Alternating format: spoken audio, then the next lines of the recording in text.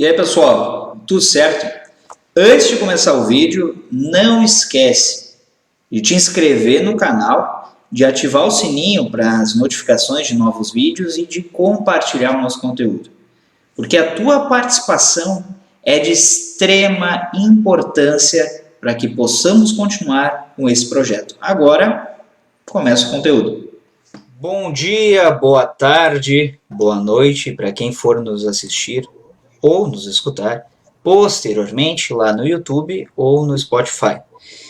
Começando mais uma live e, como de costume, com um tema de bastante relevância. Justiça restaurativa. Possíveis no contexto contemporâneo.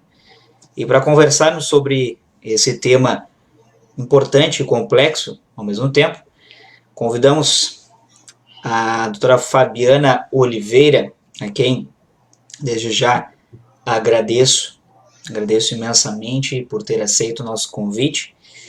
A Fabiana Oliveira, que é graduada em Serviço Social pela Pontifícia Universidade Católica do Rio Grande do Sul, é mestra e doutora em Serviço Social também pela PUC do Rio Grande do Sul. Foi servidora do Tribunal de Justiça do Rio Grande do Sul, onde participou do processo de implementação da Justiça Restaurativa aqui no Estado. Atualmente, é diretora técnica da Fundação de Proteção Especial do Rio Grande do Sul e diretora técnica da Humanizar, Escola de Boas Práticas. Sua atuação nas áreas, temas, assistência social, acolhimento institucional, justiça, sistema de justiça, justiça restaurativa, ato infracional, infância e juventude. Fabiana, é uma honra, é um prazer imenso tê-la conosco neste dia. Olá, boa noite a todos. Gostaria de dizer, então, que também é uma grata satisfação estar aqui hoje participando desse encontro. Também de te agradecer, né, Dr. Carlos, o convite para estar aqui dialogando sobre essa temática da justiça restaurativa, que para mim é um tema muito caro. Gratidão por esse momento. Obrigada. Bueno, para começarmos, eu acho sempre importante pontuar aqueles que eventualmente até se interessem pela área de serviço social, mas não saibam o que é o serviço social. Fabiana, quero te perguntar, como é que tu acabou te encaminhando para essa área do serviço social? O que te encantou, o que te motivou ir para essa área de estudo? Olha, na verdade, assim, eu acredito que, né, as nossas escolhas profissionais da vida adulta, elas tenham uma base, né, elas têm, a gente escolhe, né, a partir das nossas vivências, da nossa infância, da nossa juventude, enfim. E acho que em função disso, eu entendo que eu tive experiências marcantes na infância, especialmente com a minha irmã, e a minha irmã fazia serviço social, né? E a gente tinha uma simbiose muito forte, e eu sempre tive ela como um espelho, na verdade, nem sei se ela sabe disso, né? E a partir disso, então, acabei decidindo que eu também faria o mesmo, né? Que eu faria o mesmo que ela, que eu faria serviço social, sem nem mesmo entender do que se tratava essa profissão, né? É bem curioso, assim. Mas a partir disso, eu fui me aproximando, fui estudando, fui conhecendo, né, a profissão e cada vez mais me identificando. E hoje não me vejo trabalhando em outra área, né? Eu sou muito grata por trabalhar nessa função e me identifico muito, mas partiu daí, né, dessa vivência, eu acho, de uma experiência da infância e que eu pude definir, né, o meu perfil profissional. E lá na faculdade, foi então te direcionando a tua carreira profissional, o que te motivou então a escolher essa área especificamente de atuação no serviço social? Como é que foi esse passo a passo?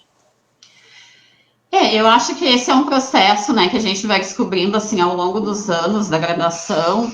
E inicialmente eu fui me identificando com esse segmento populacional, né, das crianças e adolescentes, e acabei me inserindo em contextos, né? E aí essa identificação foi surgindo naturalmente.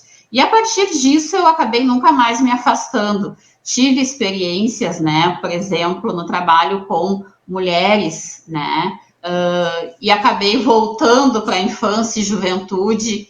E acho que isso, a partir do momento que tu começa a trabalhar e começa a conhecer, né, o segmento como um todo, tu começa a te identificar e vai tendo a cada dia mais certeza que é aquela tua área e tu te aproxima de outras e não consegue, acaba voltando, né? Tanto que hoje eu tô aí há mais de 20 anos trabalhando nessa área com crianças e adolescentes, né?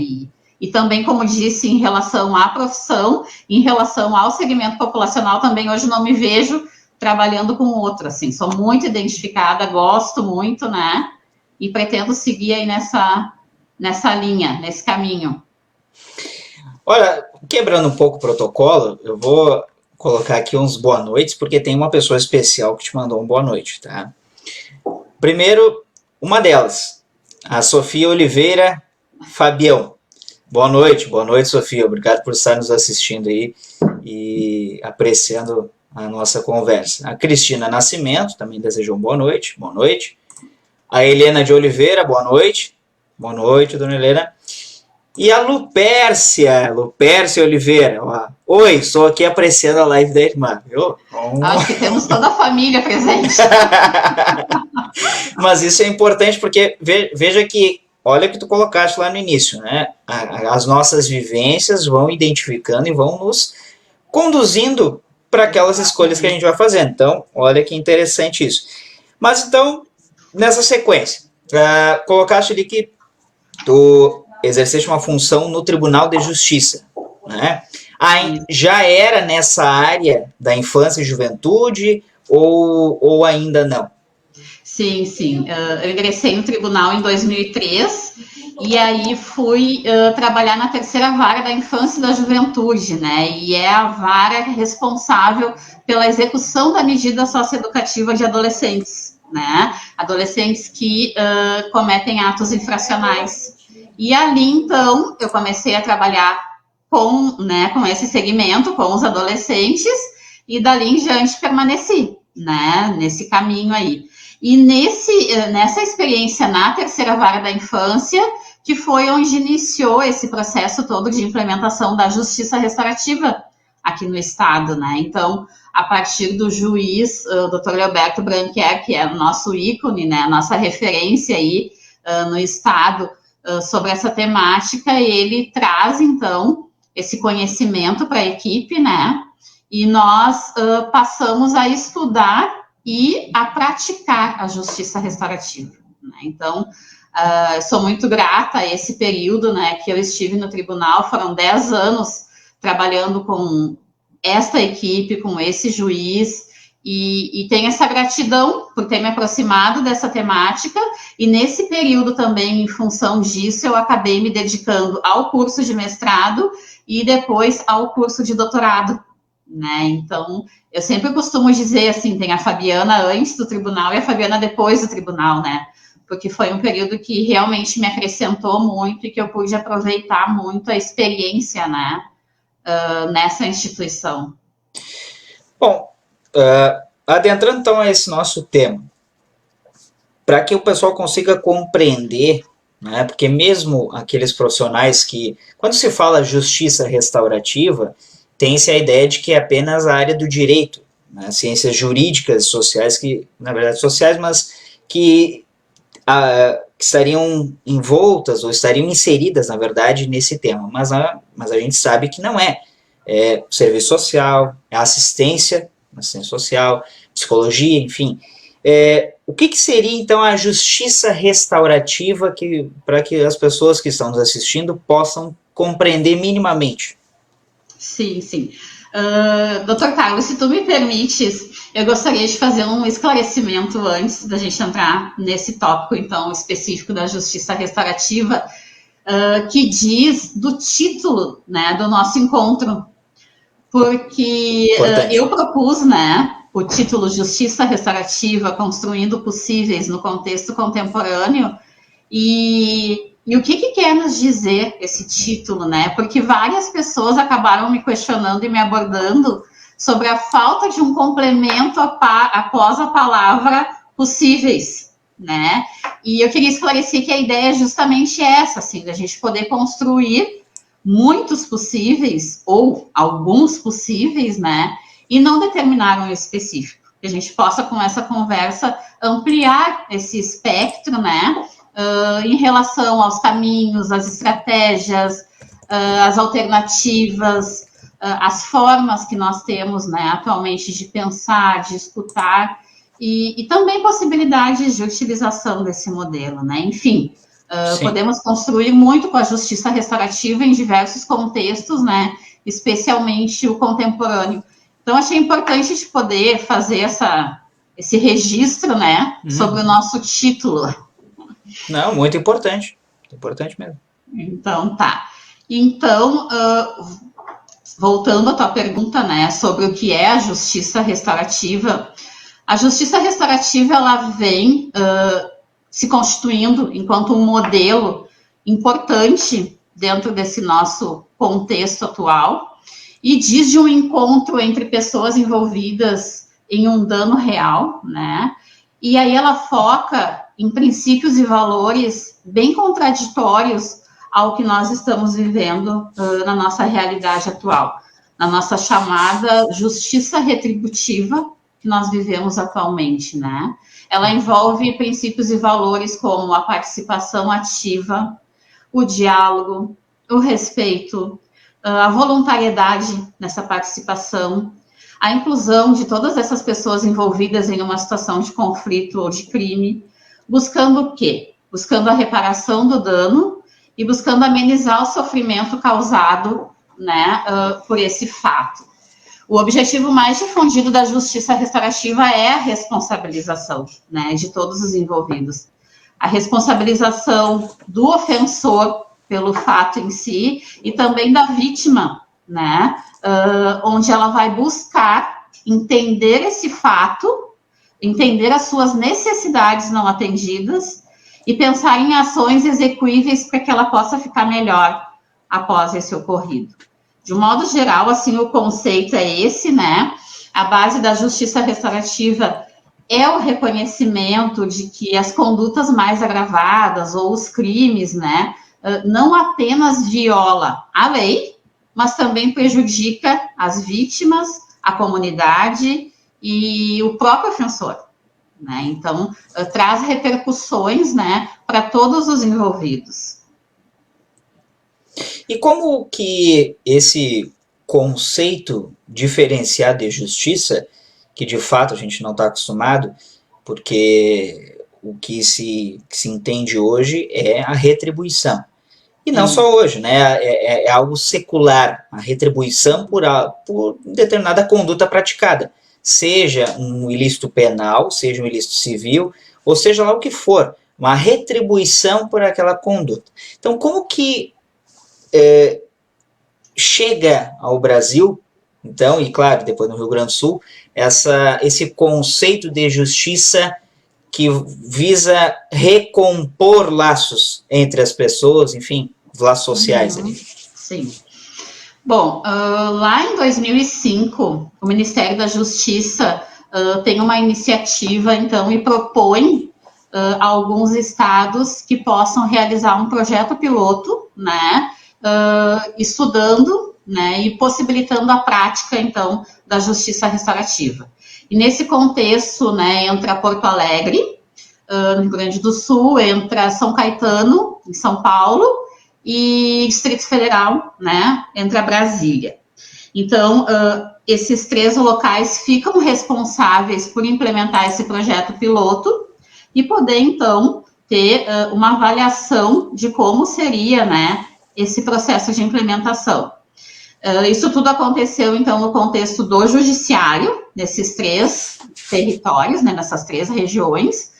No contexto do judiciário, o judiciário, ele teve, então, esse processo de vanguarda, né, esse protagonismo desse processo, e a gente pode dizer que até hoje ele continua nessa vanguarda, né? Ele vem cada vez mais fomentando, né, o avanço da legislação, dos processos e dos estudos em relação ao tema, e surge daí, né? E aqui em Porto Alegre, como eu comentei, especificamente na terceira vara da infância e da juventude, nós iniciamos esse processo especificamente com adolescentes autores de atos infracionais.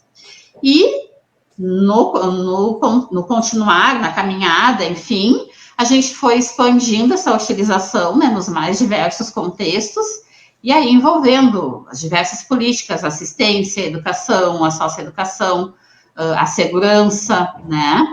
E essa potencialidade do modelo, ela vem se comprovando aí ao longo desses 16 anos, né, mais ou menos, e vem se expandindo de uma forma muito interessante, assim, né, a partir tanto da natureza da proposta, quanto dos resultados que ela envolve, né. Da natureza eu falo quando a gente diz no envolvimento das pessoas, na participação no processo, e em relação aos resultados, quando a gente fala em reparação, em reorganização das pessoas, né, e restauração das relações sociais.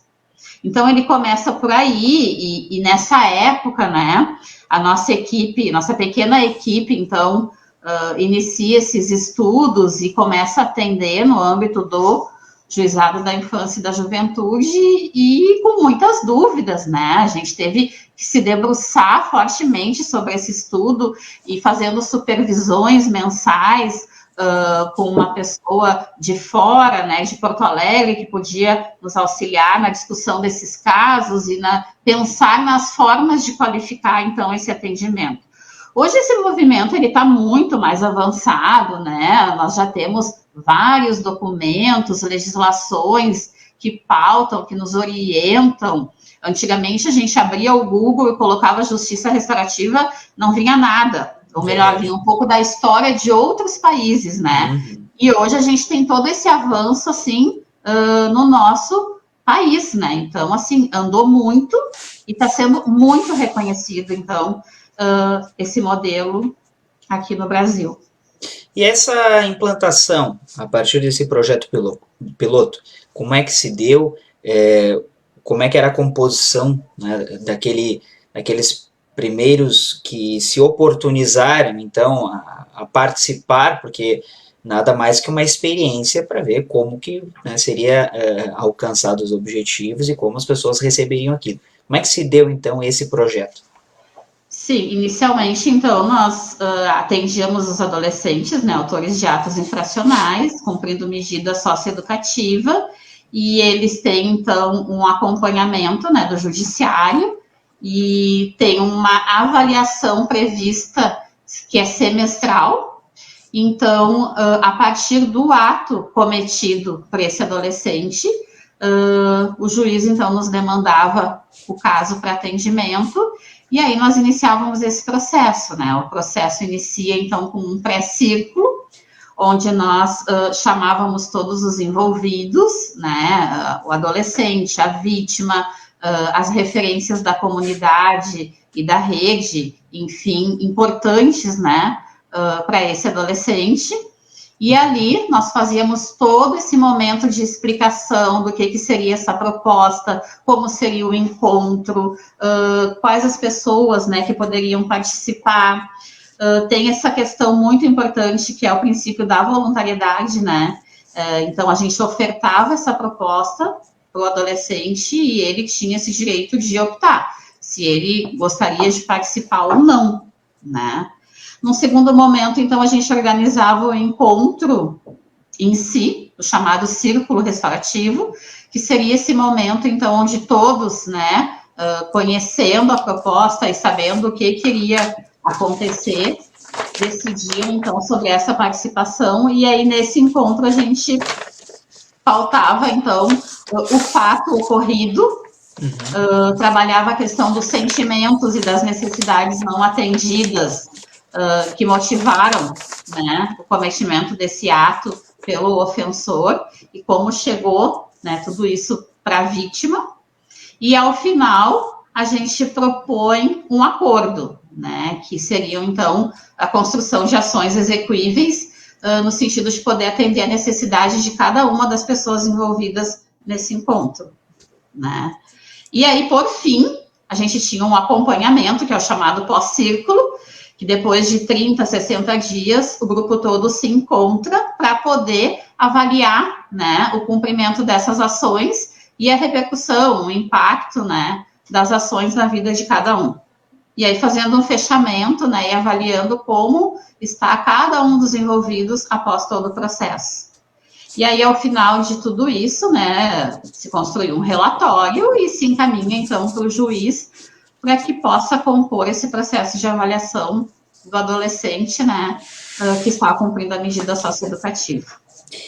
E os resultados nesse primeiro momento?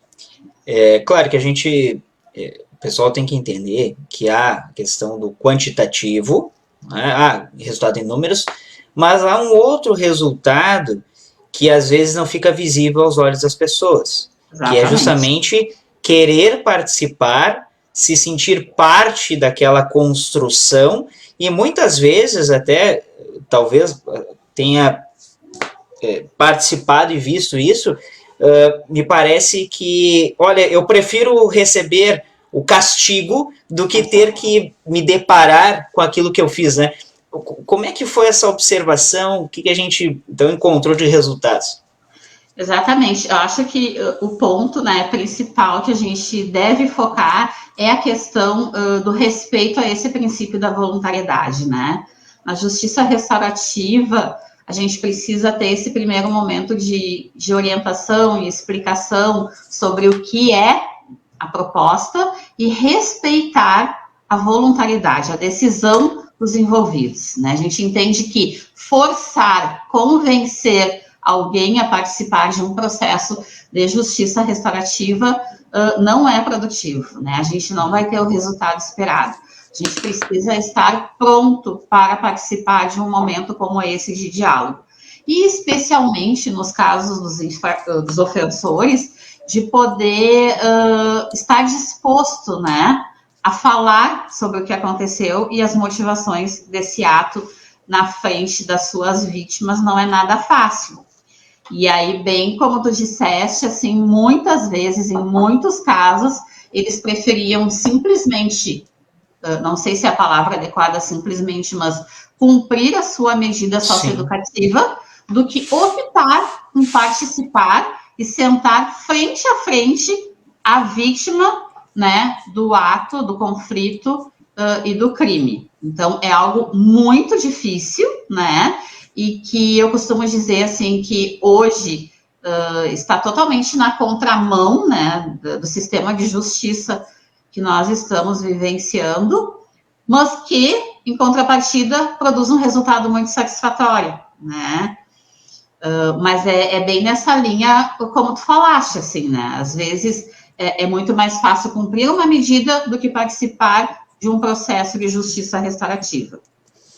E, bueno, então começamos lá em Porto Alegre, tivemos essa evolução. Onde que nós hoje encontramos a aplicação dos círculos restaurativos, ou enfim, da justiça restaurativa no Rio Grande do Sul? Como é que é coordenado isso? Bom, na verdade, nós temos todo esse processo que foi implementado pelo Poder Judiciário, né, e isso acontece no âmbito do Poder Judiciário, mas como eu falei também, ao longo desse período, né, esse processo se expandiu muito e hoje nós temos aí a implementação da justiça restaurativa ou das práticas restaurativas, né, em diversos contextos, né, e nas diversas políticas, como eu coloquei, na assistência, na educação, na segurança.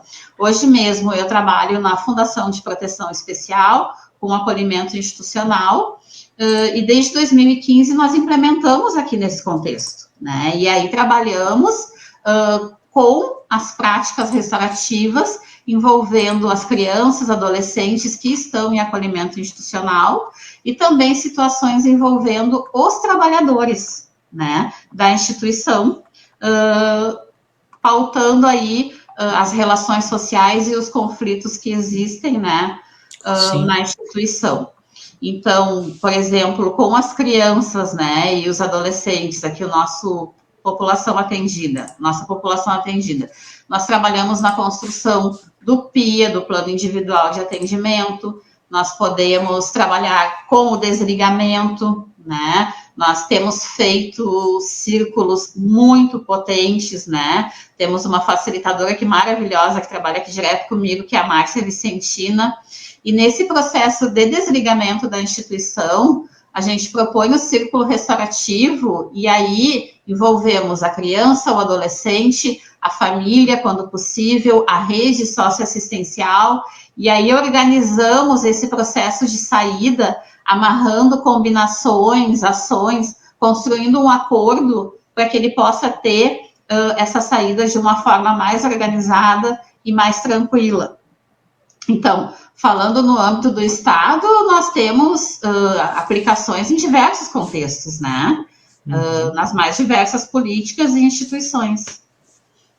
E nessa medida, acho que até num determinado momento se pontuou isso, aplicabilidade no âmbito escolar, onde a gente vê muitos conflitos, além do bullying, o cyberbullying, que é originado dessas relações ali.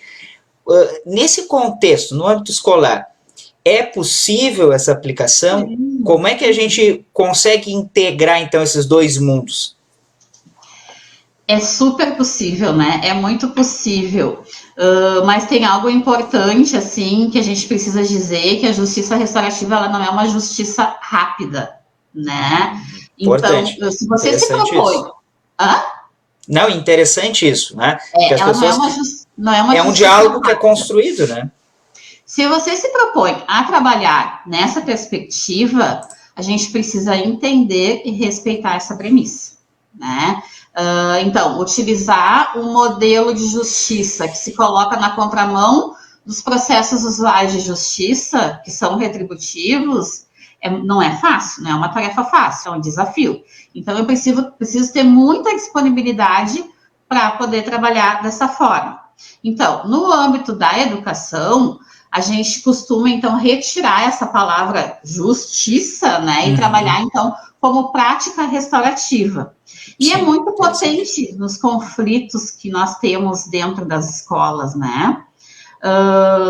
Como tu falaste, as situações de bullying, cyberbullying, e a gente pode incluir esses alunos, né, ofensor, vítima, propor esse diálogo, para que a gente fale sobre esses fatos que vêm acontecendo, né, poder trabalhar sentimentos, necessidades e combinar ações para que cada um fique melhor. Mas o que eu preciso com isso, né, eu preciso de uma disponibilidade da instituição no sentido de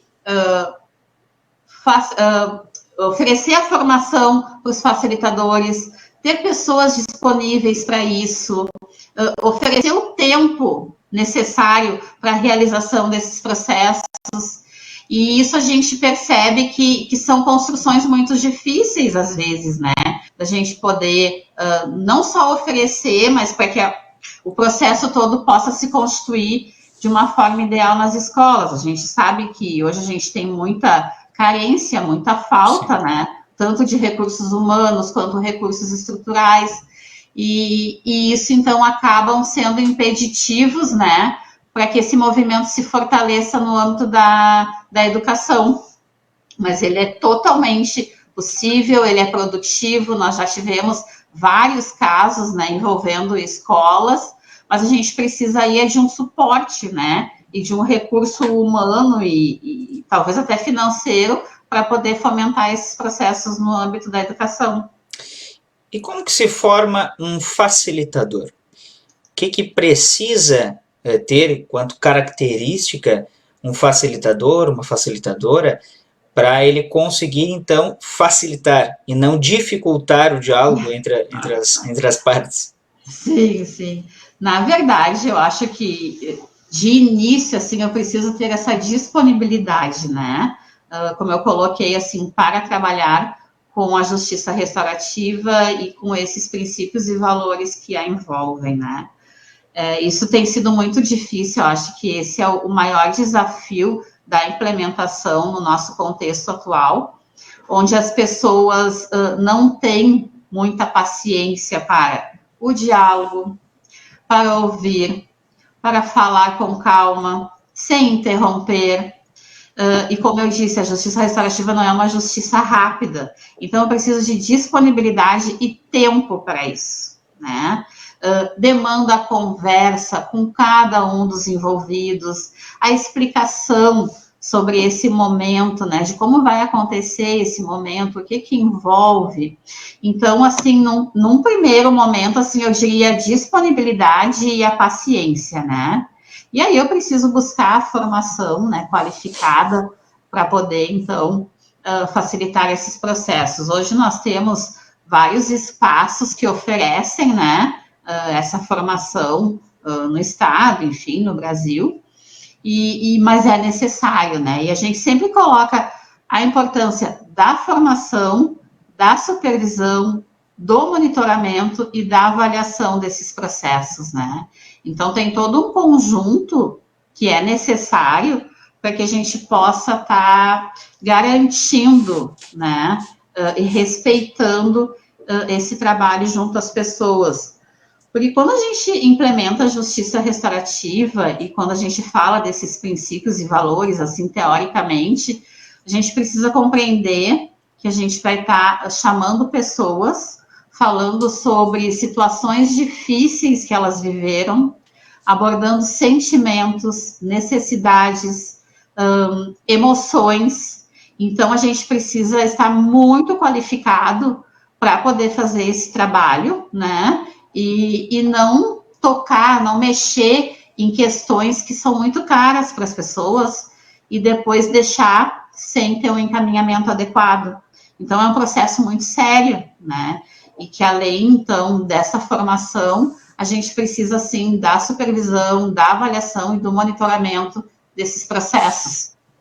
E se manter distante também daquilo que se está tratando ali, porque se a pessoa não conseguir se manter, manter aquela distância necessária, ela vai acabar, acho que talvez até piorando mais ainda o eventual. A gente tem que ter todo um equilíbrio, né, para poder facilitar esses procedimentos, né?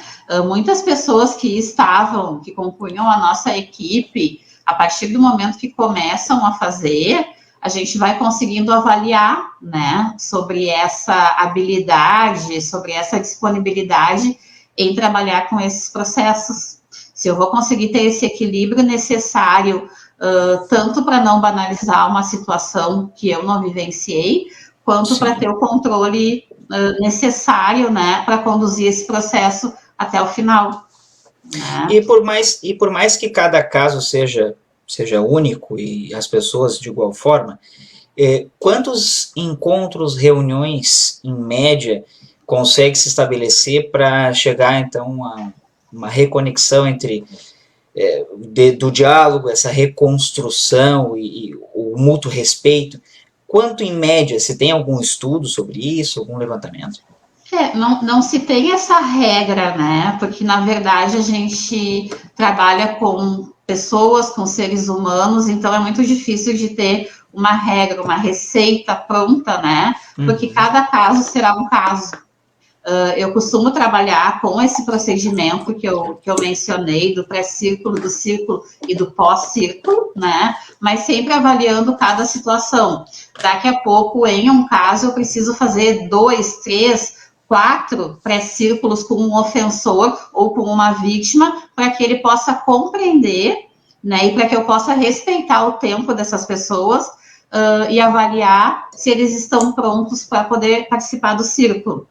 Aí a gente pode agendar um círculo e conseguir chegar até determinado ponto nesse encontro, dependendo do fato, de como está cada uma das pessoas. Às vezes as pessoas não conseguem prosseguir, né, falando sobre aquela situação. E aí talvez eu tenha que ter mais um encontro ou mais outro, e da mesma forma no pós-círculo, né? Então, de um modo geral, eu teria esses 3 momentos, mas depende de cada caso, de cada situação e das pessoas envolvidas, né? De como elas vão reagir àquele momento, né? Porque são momentos muito potentes, assim, né? Que as pessoas trazem questões muito significativas e dizem da sua emoção, então acaba sendo bastante complexo. E a gente precisa, enquanto facilitador, respeitar isso, né? Estar atento a essas condições das pessoas envolvidas.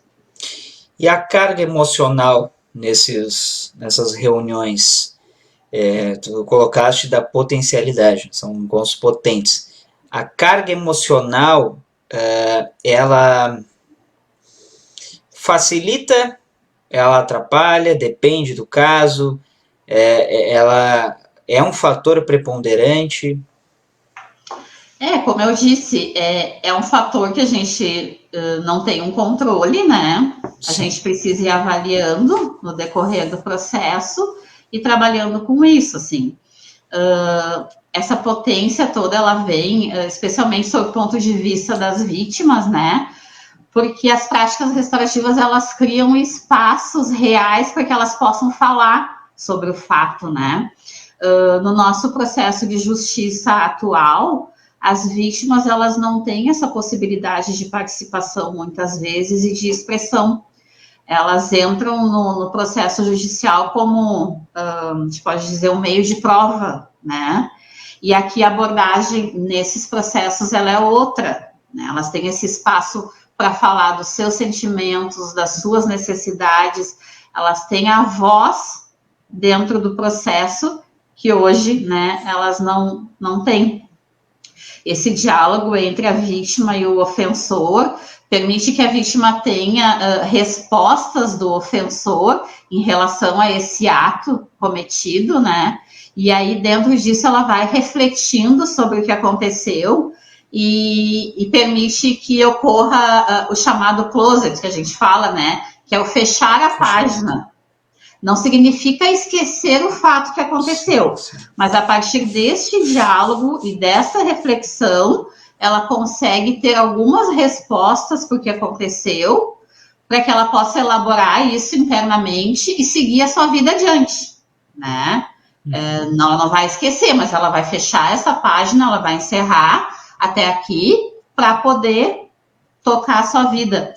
E do ponto de vista do ofensor também, né? Ele tem a oportunidade de poder falar para a vítima sobre as motivações que o levaram a cometer aquele fato e também nesse momento de reflexão, de vergonha reintegrativa que ele acaba passando, ele consegue propor ações, né, para atender as necessidades da vítima e para que ele também se responsabilize pelo fato.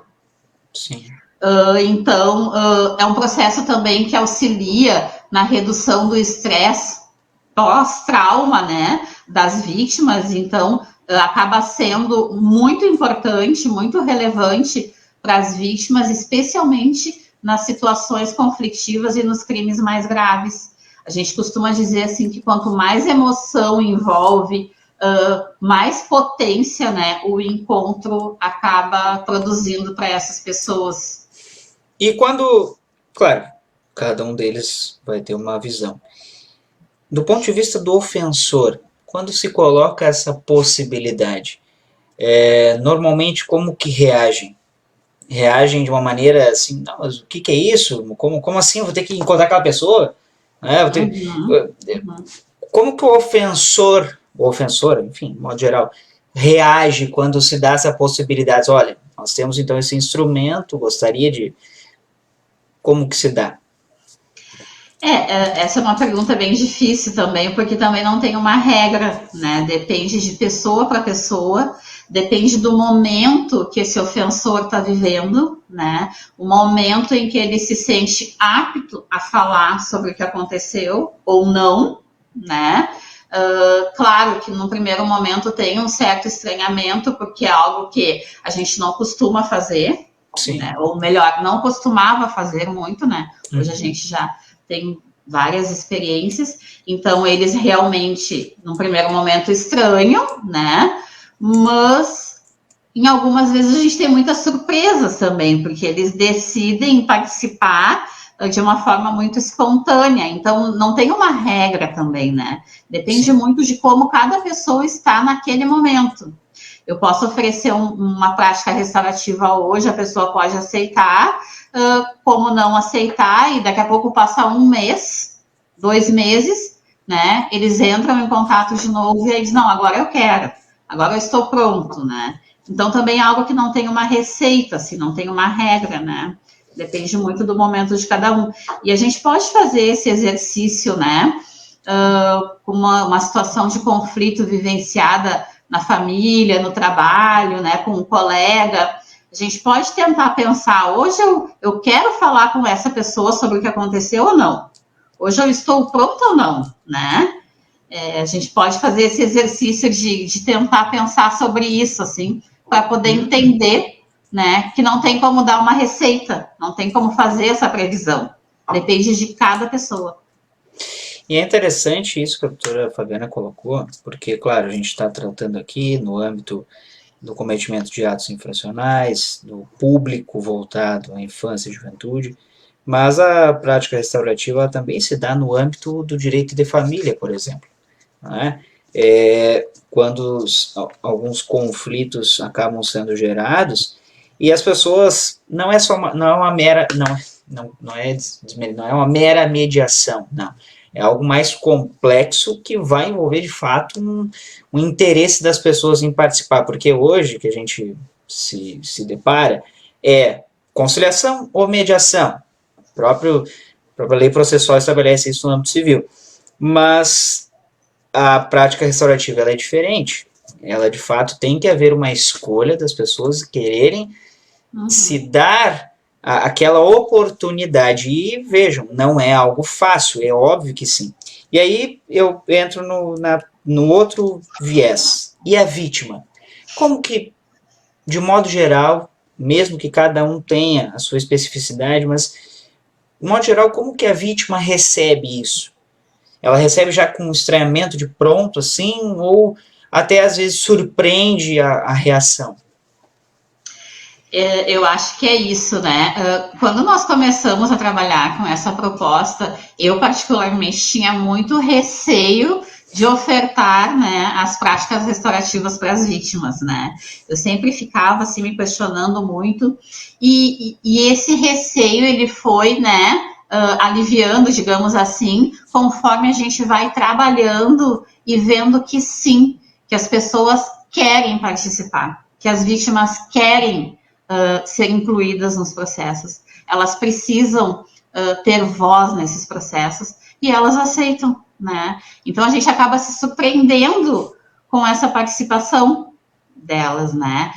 É algo que é tão importante, é tão potente, acho que justamente pelo fato de ser vítima, de ter vivenciado aquela situação e de ter sofrido as consequências e os impactos daquele ato. Então ela precisa, é um pouco do que eu falei ali do closet, né? Ela precisa dessas respostas e precisa fechar essa página para poder seguir adiante, porque senão ela fica sempre com aquela sombra ali. Ai, será que vai acontecer de novo? Né? Fica sempre algo, fica os 3 pontinhos, como eu costumo dizer. Então, sim, é muito surpreendente, assim, a adesão, a participação das vítimas e o quanto elas aproveitam e se beneficiam desse processo, né? Então, é bem surpreendente, assim. E doutora, já se deparou com a situação de hoje, ora, a vítima ser a ofensora numa outra oportunidade? Trocar de lado? Não com a mesma pessoa, mas trocar de lado? Já vivenciou isso na sua prática? Não, isso é muito comum. Isso é muito comum, por quê? Porque nós somos seres humanos, né? Nós vivemos numa sociedade que é retributiva e, ao mesmo tempo que eu, né, sofro uma situação de conflito ou de crime, eu também, né, pela mesma via, eu posso ser o ofensor, né? Isso é muito comum. Nós vivemos isso cotidianamente, né? E como eu disse, podemos pensar, parar e pensar enquanto né, cidadã e cidadão, enfim, e fazer esse exercício, né, sobre essa experiência. Se a gente pegar o dia de hoje, por exemplo, eu posso ter sofrido, sim, uma situação onde eu fui a vítima e posso ter sido outra enquanto ofensor. Isso é muito comum, muito comum. A gente precisa apenas refletir, né, sobre isso. É que muitas vezes a gente não faz esse exercício e acaba não se dando conta, né? A gente parece que é uma utopia, que isso é importante a gente conversar. Não é mudar o pensamento de ninguém, é só uma reflexão. A gente não divide a sociedade, por mais que a gente ache, não divide a sociedade entre pessoas boas e más. Né? São escolhas que são feitas. Eventualmente eu posso ter sido mal, vamos genericamente, mas eu me pauto pelo bem, né? Eu sou uma pessoa boa. Mas, como a gente colocou aqui, pode acontecer que naquela mesma estrada que eu fui, eu posso retornar. E aí eu me pergunto, e aí é também essa reflexão que a doutora Fabiana colocou, será que não é mais um preparo das pessoas em conseguir entender que a gente não se divide assim com essa polarização, né, bem e mal, ruim ou bom, não, isso é importante. E aí, nesse sentido, que eu lhe coloco, aconteceu já de retornarem a conversar depois do closet, esse fechamento de conversarem anos, algum tempo depois, seja o ofensor, seja a vítima, diz assim, olha, aquele encontro, aqueles encontros que a gente fez mudaram a minha perspectiva, aquilo me deixou mais leve, aconteceu já de lhe procurarem para dar esse relato? A gente vive muitas situações, né? Isso já aconteceu especialmente no judiciário, né? A gente acaba criando muitas vezes, né, o vínculo com essas pessoas envolvidas, porque como são processos muito potentes que envolvem muita carga emocional, eles acabam se vinculando conosco e acabam retornando, né? E pós procedimento restaurativo, pós-prática restaurativa, a gente acaba se tornando uma referência para essas pessoas, sim, né?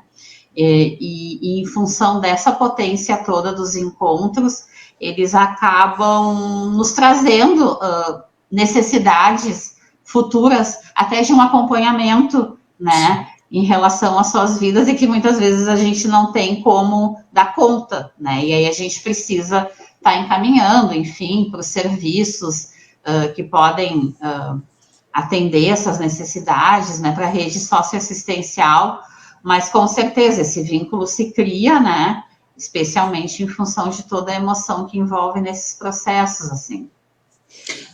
Em relação à pergunta anterior também, que eu fiquei com algo para falar, que são aqueles casos também da vítima precipitante, né, que a gente diz o quanto eu contribuí para que aquela outra pessoa se tornasse o ofensor e agisse, né, com um ato ofensivo para mim. Não sei se fica claro, né? Sim, sim.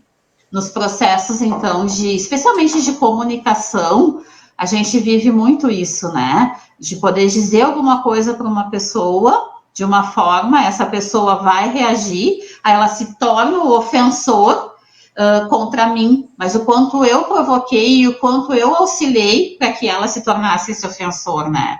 Essa é uma questão bem importante e que a gente vive muito também nas práticas restaurativas. Isso vem muito à tona, né, nesse processo de reflexão entre as pessoas.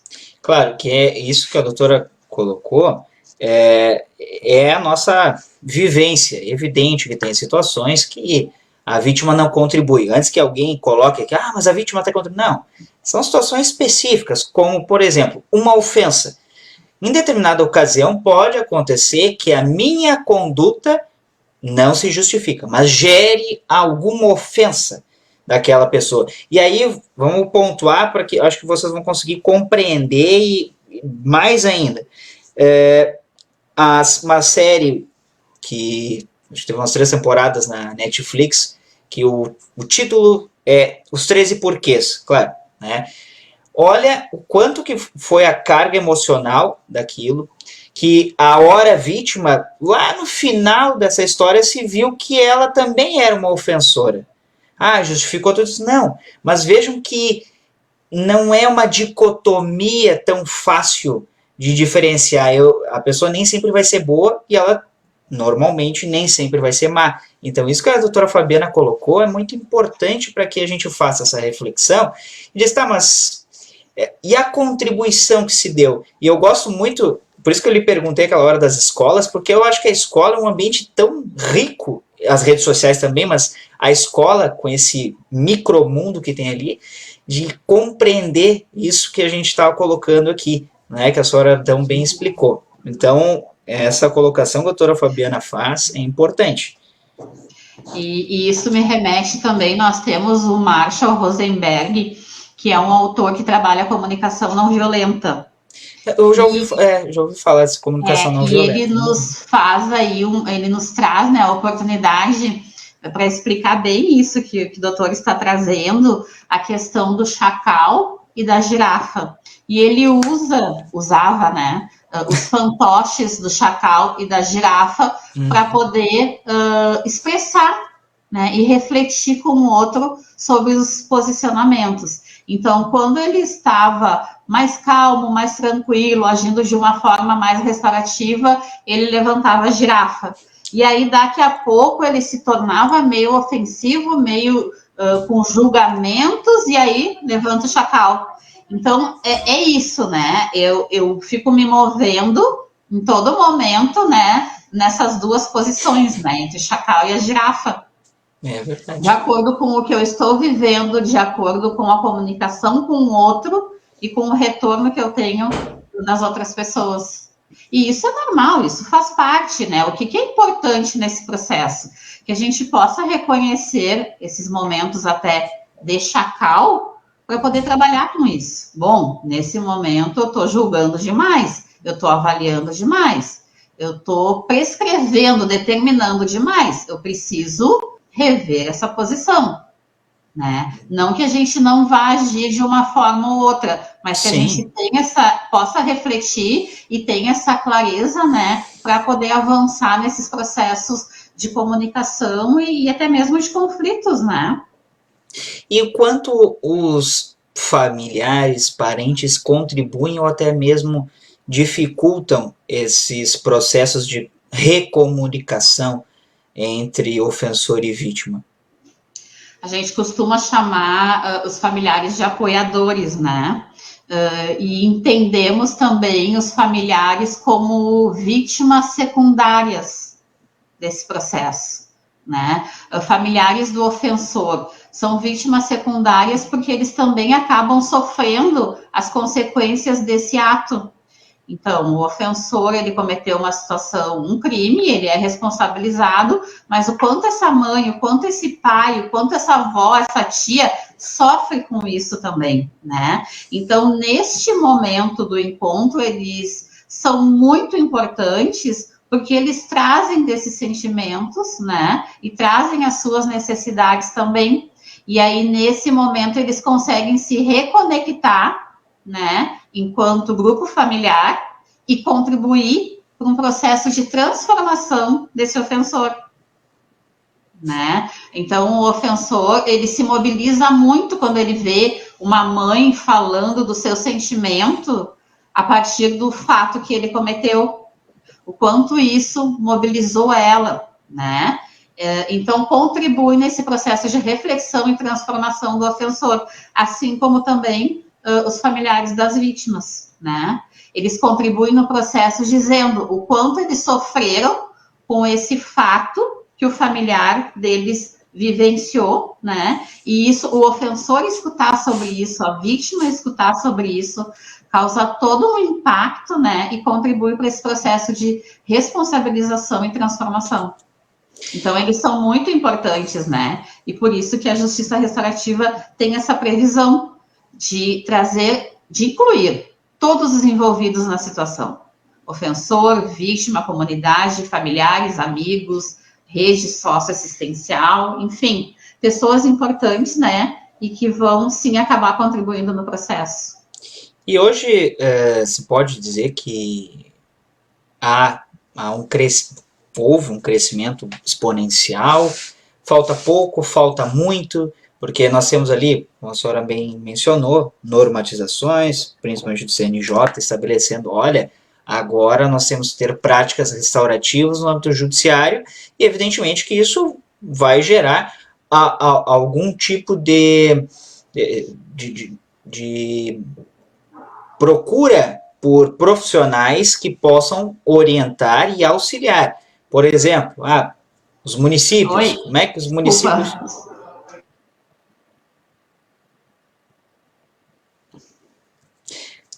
Desculpa. Pode continuar, doutor. Como é que os municípios vão implementar?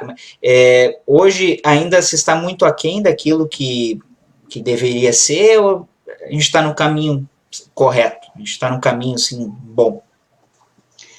Na verdade, é um processo, né? É um processo e é um processo longo. Acredito que a gente não terá uma transformação geral, né, do nosso sistema de justiça e das nossas práticas de justiça. Eu entendo que a justiça restaurativa ela vem como um complemento para o nosso sistema retributivo, né? Nós temos aí alguns movimentos, algumas correntes que trabalham com o abolicionismo penal.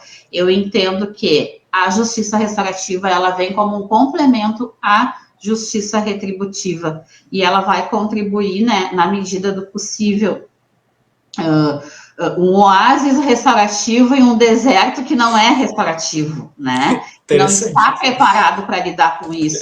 Então é um desafio muito grande, né? E daqui a pouco não será nem nessa geração que a gente vai ver toda essa potencialidade do movimento, né? É um movimento muito novo que está se construindo. Aqui no Brasil são só 16 anos, né? E que a gente está vendo que hoje ele é muito potente, né? Ponto. Eu diria isso. Assim. Isso é importante. Que muito a gente tem que caminhar, muito a gente tem que avançar, né? Os nossos princípios e valores atuais estão muito na contramão, né? Do que propõe a justiça restaurativa. Então, é um desafio bem grande, né? Mas nós que somos entusiastas, militantes, né? Trabalhamos com isso, acreditamos nesse potencial e sabemos o quanto é importante, né? Mas a gente vê nosso contexto social, econômico, político, né? Agora, pós-pandemia, o quão difícil, né?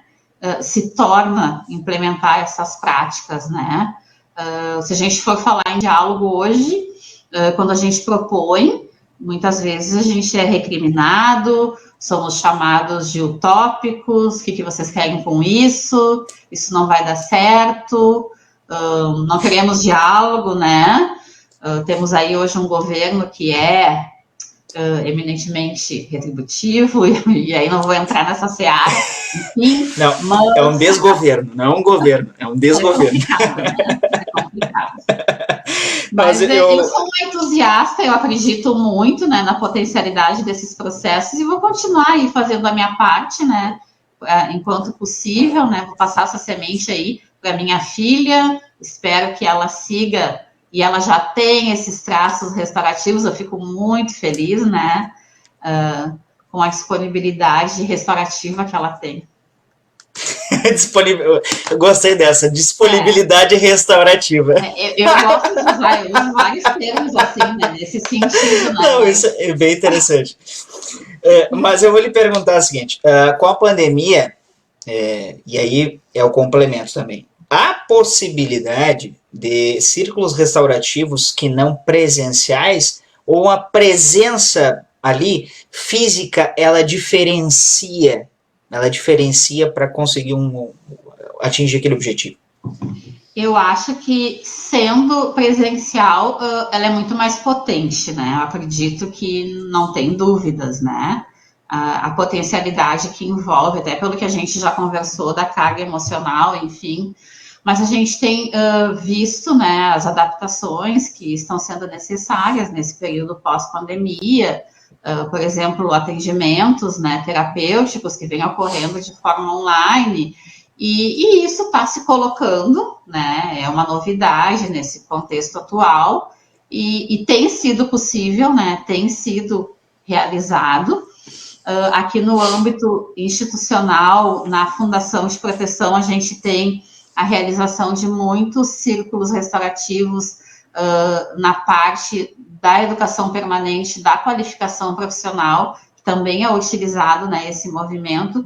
Então, é isso, eu acho que existe a possibilidade de muitas adaptações, né, e isso vai se organizando de acordo com cada necessidade e com cada contexto, assim.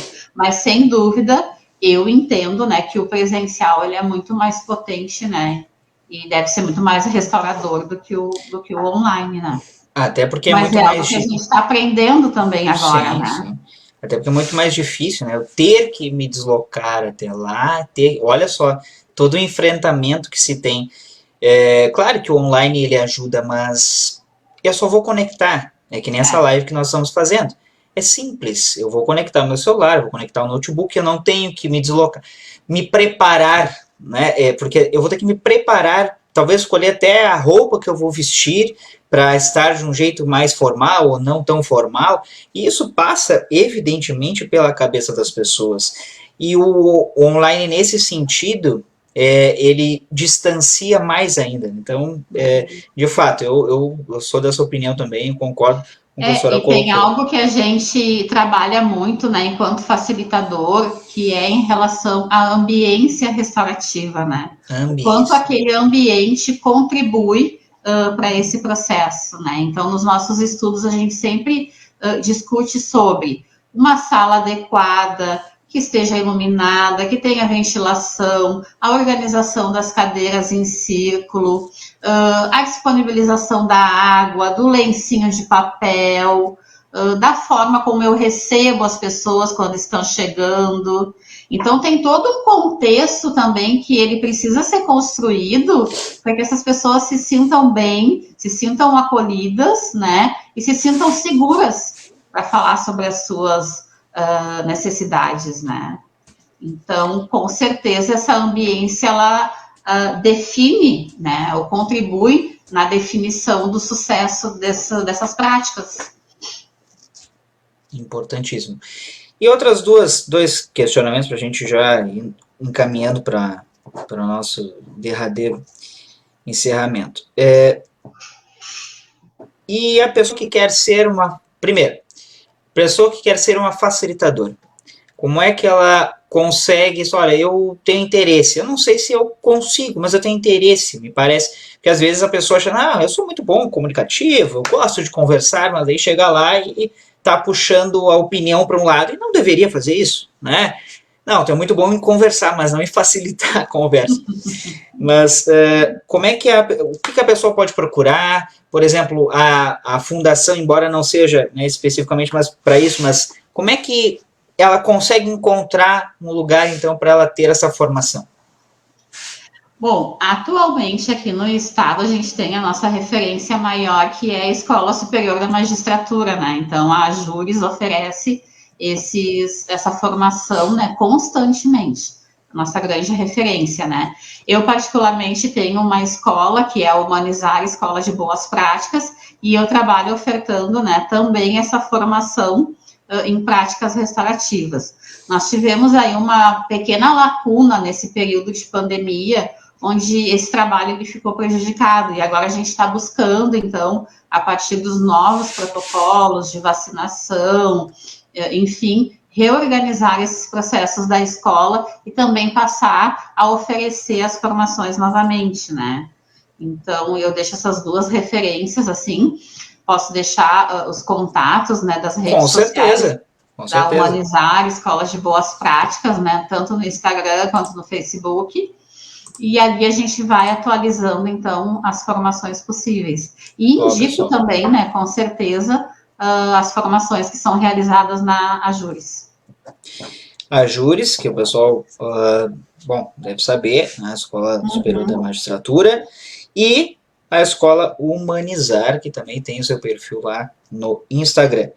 E, bom, quero montar, e até enquanto um âmbito institucional, né, um município, uma escola, eu quero montar um círculo restaurativo. quero iniciar essas práticas. Como que faz? Como é que é o caminho que pode percorrer? Na verdade é isso, né? É poder buscar uma referência já consolidada para que possa dar esse suporte inicial de formação, de consultoria, de assessoria em relação à construção de um projeto, né? Que possa, um projeto piloto que possa ser implementado no âmbito da sua instituição. Enfim, a nossa escola também oferece esse serviço de consultoria, assessoria, construção de projetos, né? Para quem deseja implementar práticas restaurativas. Então... Mas é importante, assim, ter uma referência, né? Para entender o contexto, poder construir junto, ver qual o objetivo, se é numa escola, se é numa prefeitura, né? Enfim, qual o contexto, e poder pensar em construir um projeto para que desenvolva, então, esse processo. De fato, muito importante isso. Eu quero, antes de mais nada, lhe agradecer por essa nossa conversa, lhe deixar o convite para uma próxima oportunidade, que com certeza tem alguns pontos que a gente talvez não tenha tratado aqui, mas foi muito importante salutar para que todos possam ter um mínimo de entendimento do que é essa tal justiça restaurativa, que às vezes a pessoa trata de maneira com desdém, mas é um instrumento tão importante para afastar essa retribuição toda em situações que são graves, evidentemente, mas não tão graves e que poderiam ser tratadas dessa forma caso houvesse o interesse das pessoas. Então, quero lhe agradecer, deixar o convite para uma próxima oportunidade e suas considerações finais. Eu gostaria de agradecer também o convite, né, a participação. Eu acho que eu gosto muito de participar desses momentos de troca. Eu acho que acaba nos mobilizando e nos faz refletir em algumas coisas que, né, em algum momento a gente não tenha pensado. E agradecer a troca, a experiência, né, e foi um momento de muito aprendizado, com certeza. E fico à disposição aí de vocês, né, de ti e de quem se interessar, um pouco mais sobre justiça restaurativa. A doutora Fabiana, que já numa outra oportunidade ia participar do ciclo de palestras aqui em Cidreira. Então vejam que essa troca de conversas, e olha, né, o quanto que já mudou desde aquela oportunidade. Então verdade. Vejam que é importante isso e não é estanque, pessoal. Então, por favor, notem isso, todo esse contexto e esse trabalho muito importante que a doutora Fabiana nos trouxe aqui sobre a justiça restaurativa. Bueno, aproveitando que tu falou em Cidreira, amanhã estarei em Cidreira. Já estará em Cidreira, viu? Uma cidreirense afetiva e que frequenta aqui o nosso município. Pessoal, não se esqueçam, agora vamos fazendo uma chamada, não se esqueçam de se inscrever lá no canal no YouTube, no Descomplica Direito, que essa live estará disponível depois lá, e também podcast no Spotify e outros canais de áudio e música. E nos sigam lá no Instagram, @DescomplicaDireito01. Não se esqueçam também de seguir a Escola Humanizar de Boas Práticas, também lá no Instagram. É @Escola Humanizar? Isso? Humanizar Escola de BP. BP, Boas Práticas. Humanizar Escola BP, lá no Instagram também. E a doutora Fabiana também segue, com certeza, lá divulgando o seu trabalho, muito importante. Tá bom, pessoal? Era isso por hoje. Um abraço a todos e todas e até mais. Boa noite, obrigada.